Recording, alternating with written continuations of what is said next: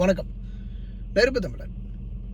அமெரிக்காவில் ஒரு ஸ்டூடெண்ட்டு, ஒரு பொண்ணு, ஒருத்தனுக்கு 5 பிள்ளைங்க இருக்குது.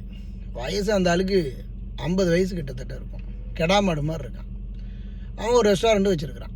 ரெஸ்டாரண்ட் மட்டும் வச்சுருக்கல, இந்த பொண்ணையும் வச்சுருக்கிறான்.